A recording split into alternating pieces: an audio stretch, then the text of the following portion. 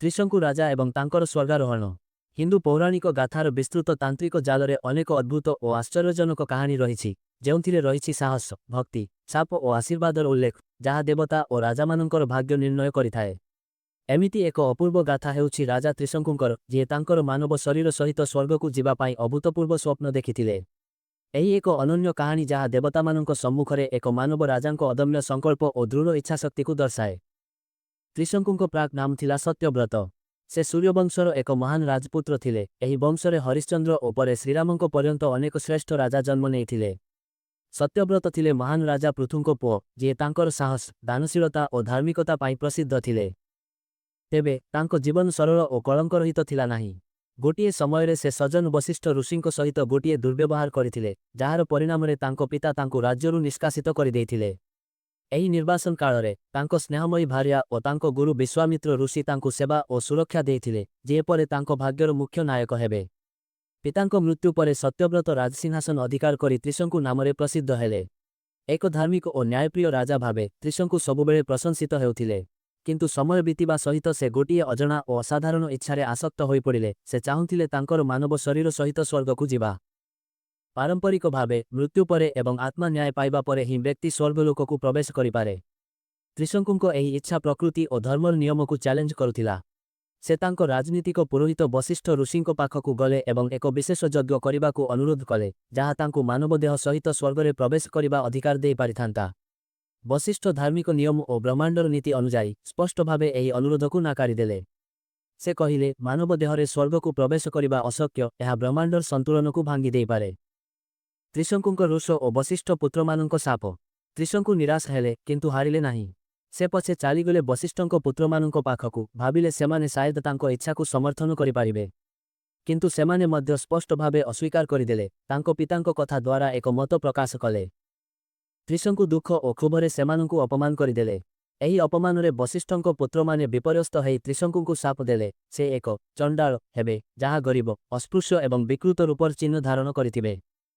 ଏବେ ଏକ ଶାପଗ୍ରସ୍ତ ଚଣ୍ଡାଳ ଭାବେ ତ୍ରିଶଙ୍କୁ ଏକ ଅପମାନିତ ଜୀବନ ଜୀବନ୍ତି, ସମାଜ ତାଙ୍କୁ ଅବହେଳା କରେ।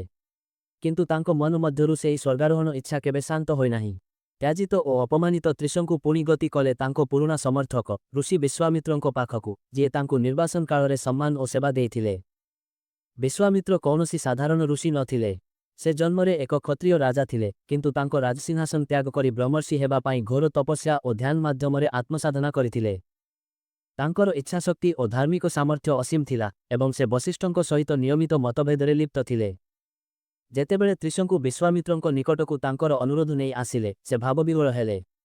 ଏହି ମଣିଷ ଅପମାନିତ ଓ ଶାପିତ ହେବା ସତ୍ତ୍ୱେ ତାଙ୍କ ଲକ୍ଷ୍ୟରେ ଅଟୁଟ ଥିଲେ।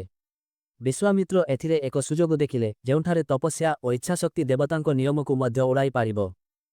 ସେ ଦୃଢ଼ ଶପଥ ନେଲେ, ମୁଁ ତ୍ରିଶଙ୍କୁଙ୍କ ଇଚ୍ଛା ପୂରଣ କରିବି, ଯଦି ଦରକାର ପଡ଼େ ତେବେ ମୁଁ ନିଜ ଶକ୍ତିରେ ଏକ ନୂଆ ସ୍ୱର୍ଗ ମଧ୍ୟ ସୃଷ୍ଟି କରିଦେବି। ବିଶ୍ୱାମିତ୍ର ତାଙ୍କ ଶିଷ୍ୟମାନେ ସହିତ ମିଶି ଏକ ବିଶାଳ ଯଜ୍ଞ ପାଇଁ ପ୍ରସ୍ତୁତି ଆରମ୍ଭ କଲେ। ପବିତ୍ର ମନ୍ତ୍ର ଜପ, ବିସ୍ତୃତ ରିଚୁଆଲ ଓ ଦେବତାଙ୍କ ଆହ୍ୱାନ ମାଧ୍ୟମରେ ସେ ତ୍ରିଶଙ୍କୁଙ୍କୁ ସ୍ୱର୍ଗକୁ ପଠାଇବା ପ୍ରକ୍ରିୟା ଆରମ୍ଭ କଲେ। ଯେତେବେଳେ ଯଜ୍ଞ ତାଳୁମାତାଳ ଅବସ୍ଥାକୁ ପହଞ୍ଚିଲା, ତେବେ ଏକ ଅଦ୍ଭୁତ ଘଟଣା ଘଟିଲା। ତ୍ରିଶଙ୍କୁ ଉଡ଼ିବା ଆରମ୍ଭ କଲେ। ସେ ବେଶୀ ଉଚ୍ଚକୁ ଯିବା ଲାଗିଲେ, ପୃଥିବୀକୁ ପଛେଇ ଦେଇ ଆକାଶ ବିଚରି ସ୍ୱର୍ଗ ଦ୍ୱାର ପର୍ଯ୍ୟନ୍ତ ପହଞ୍ଚିଗଲେ। ଦେବତାମାନେ ଏହି ଦୃଶ୍ୟ ଦେଖି ଅବାକ ହୋଇଗଲେ। ଇନ୍ଦ୍ର, ଦେବମାନଙ୍କ ରାଜା, କ୍ରୋଧିତ ହେଲେ। ଏହି ଘଟଣା ଏକ ଅପ୍ରାକୃତିକ ଅବସ୍ଥା ସୃଷ୍ଟି କରୁଥିଲା। କୌଣସି ମର୍ତ୍ତ୍ୟ ନିଜ ଶରୀର ସହିତ ସ୍ୱର୍ଗକୁ ପ୍ରବେଶ କରିପାରିବ ନାହିଁ, ଏହା ବ୍ରହ୍ମାଣ୍ଡର ସମତୁଳନ ପାଇଁ ଅପମାନ ସମାନ। ଯେତେବେଳେ ତ୍ରିଶଙ୍କୁ ସ୍ୱର୍ଗ ଦ୍ୱାରକୁ ପହଞ୍ଚିଲେ, ଇନ୍ଦ୍ର ତାଙ୍କୁ ବିଦ୍ୟୁତ୍ ଦେଇ ପୃଥିବୀକୁ ପଛକୁ ଫିଙ୍ଗିଦେଲେ। ତ୍ରିଶଙ୍କୁ ମାଟିକୁ ପତିତ ହେବା ଲାଗିଲେ, ତେଣୁ ଭୟଭୀତ ହୋଇ ବିଶ୍ୱାମିତ୍ରଙ୍କୁ ସହାୟତା ପାଇଁ ଡାକିଲେ। ଋଷିଦେବ, ବଞ୍ଚାନ୍ତୁ। ଦେବତାଙ୍କ ଉଦ୍ଧତତା ଓ ତ୍ରିଶଙ୍କୁଙ୍କ ବିପଦ ଦେଖି ବିଶ୍ୱାମିତ୍ର ଆଗତ ହେଲେ। ତେଣୁ ସେ ଅଦ୍ଭୁତ କାର୍ଯ୍ୟ କଲେ, ଅନଥିଙ୍କେବଲ୍। ସେ ନିଜ ତପସ୍ୟାର ବିଶାଳ ଶକ୍ତି ବ୍ୟବହାର କରି ତ୍ରିଶଙ୍କୁଙ୍କୁ ମଧ୍ୟ ଆକାଶରେ ଥମ୍ବାଇ ଦେଲେ। ଏହାପରେ ତାଙ୍କର ଯୋଗଶକ୍ତି ବ୍ୟବହାର କରି ସେ ତ୍ରିଶଙ୍କୁଙ୍କୁ ଘେରି ଏକ ନୂଆ ସ୍ୱର୍ଗ ସୃଷ୍ଟି କଲେ। ନକ୍ଷତ୍ର, ଗ୍ରହ ଓ ଦିବ୍ୟ ତତ୍ତ୍ୱ ଥିବା ଏକ ଶାଶ୍ୱତ ଆକାଶମଣ୍ଡଳ। ବିଶ୍ୱାମିତ୍ର ଘୋଷଣା କଲେ, ଏହି ସ୍ୱର୍ଗ ହେଉଛି ତ୍ରିଶଙ୍କୁଙ୍କର। ସେ ଏଠାରେ ତାଙ୍କ ମର୍ତ୍ତ୍ୟ ଶରୀର ସହିତ ଶାଶ୍ୱତ ଭାବେ ବସିବେ। ଦେବତାମାନେ ବିଶ୍ୱାମିତ୍ରଙ୍କ ଅପାର ଶକ୍ତି ବୁଝିଗଲେ ଏବଂ ଆଉ ଅସନ୍ତୋଷ କରିବା ନ ଭଲ ବୁଝି ଚୁପ୍ ହୋଇଗଲେ। ଏକ ସମଝୌତା ସମ୍ପନ୍ନ ହେଲା।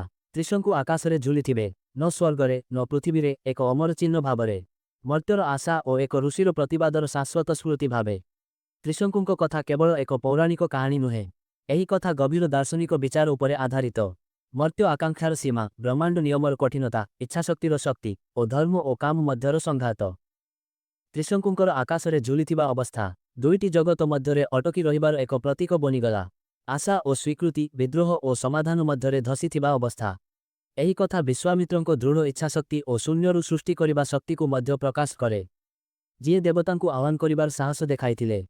ଆଜି ବି ଭାରତରେ ତ୍ରିଶଙ୍କୁ ସ୍ୱର୍ଗ ବୋଲି କୁହାଯାଏ, ଏମିତି ଏକ ଅବସ୍ଥାକୁ ବ୍ୟାଖ୍ୟା କରିବା ପାଇଁ ଯେଉଁଠାରେ କେହି ନା ଏଠିରେ ଥାଏ ନା ସେଠିରେ, ଏକ ଅନିର୍ଣ୍ଣୟର ଅବସ୍ଥା।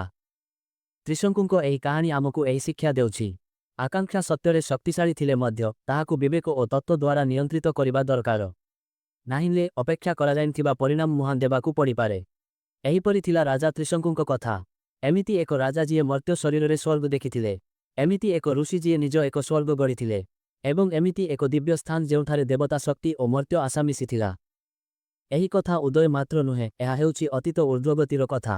ବିଫଳତା ନୁହେଁ, ଏହା ହେଉଛି ନୂଆ ସୃଷ୍ଟିର ଗାଥା। ଏବଂ ମାନ୍ୟତା ବିରୋଧ ନୁହେଁ, ଏହା ହେଉଛି ଏକ ଶାଶ୍ୱତ ଐତିହ୍ୟ, ଯାହା ଆଜି ବି ଆକାଶରେ ଉଘାଡ଼ି ରହିଛି। ଆହୁରି ଏମିତି ଓଡ଼ିଆ ଷ୍ଟୋରି ପାଇଁ ଓଡ଼ିଆ ରହସ୍ୟ ଚ୍ୟାନେଲକୁ ସବସ୍କ୍ରାଇବ୍ କରନ୍ତୁ।